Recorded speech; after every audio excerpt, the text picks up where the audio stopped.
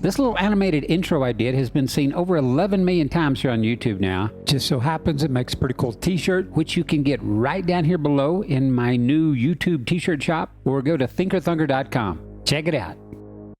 Hey, this is Thinkerthunker. There's something legendary going on right here in this Patterson footage. It's been right there on our nose for 50 plus years now. And that's the fact that there was a foot race going on.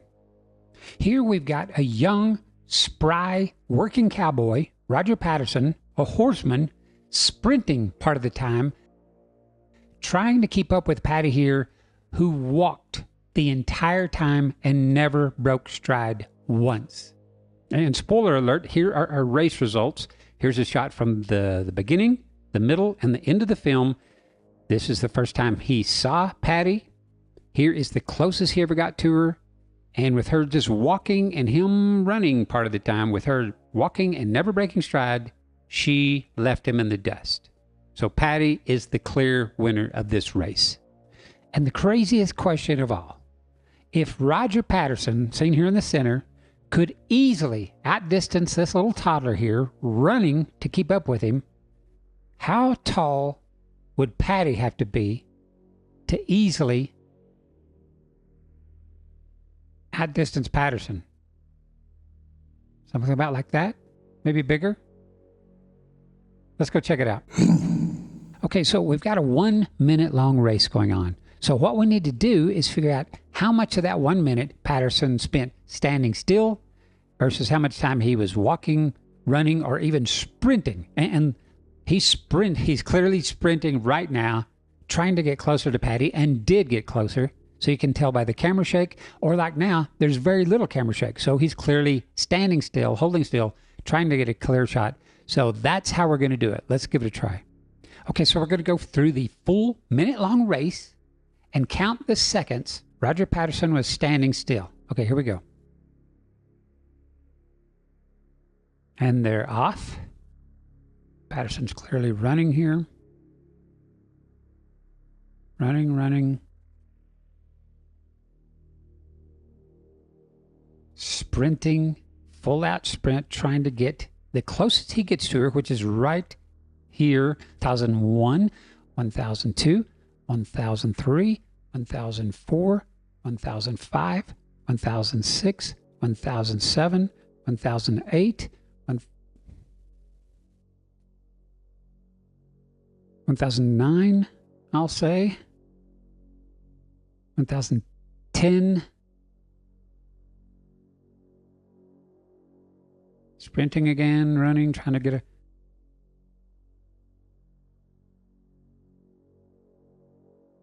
1011, 1012, 1013. Okay, so we'll say Patterson was standing still, relatively, 13 seconds out of 1 full minute. Okay, so here I'm comparing 3 shots from the film, beginning, middle, and end. And in the second shot here, this was the closest he ever got to Patty. And see this cluster of trees that she walks through? These trees weren't even in the first shot. And in the final shot, look, Patterson was right up next to these trees. So Patterson was always moving forward, gaining on the background, getting closer to these trees, whereas Patty was always pulling away. And something else interesting, again, first time we saw Patty here, and even after Patterson seemed to be sprinting through that riverbed, he was only able to gain just a little bit of ground on her. This is the closest he got to her, even after all that sprinting. So she, while just walking, never breaking stride, was able to almost outdistance a man with him sprinting behind her. That is incredible. Even the zoom lens that Patterson was using helps tell the same story. Zoom lenses have a way of compressing a space and making the background look closer than it is.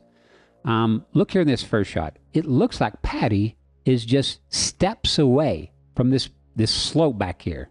This red and orange where all the foliage starts. She looks like she just steps away. But as Patterson gets even closer to Patty, look, she now appears further away from the background that she was moving towards. And then the final shot, she looks even further away from that background.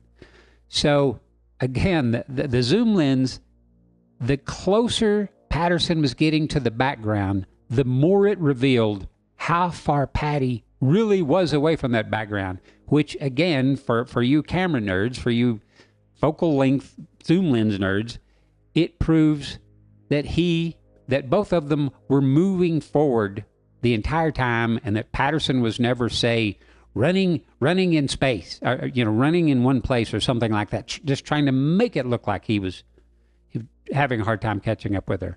He was moving closer to this background throughout. Now here I am doing a little test. I'm playing Roger Patterson, running with a camera, chasing this Bigfoot out here, who is actually a volunteer. I'm 6'2", 190, so I thought I better clear it with somebody before I start chasing them at dusk with a camera. So anyway, my volunteer started about 75 feet out, and I was able to easily catch up with them. So again, how did one adult wearing a bulky suit, a mask, and big fake feet outrun somebody who was sprinting behind them at times, moving forward a majority of the time?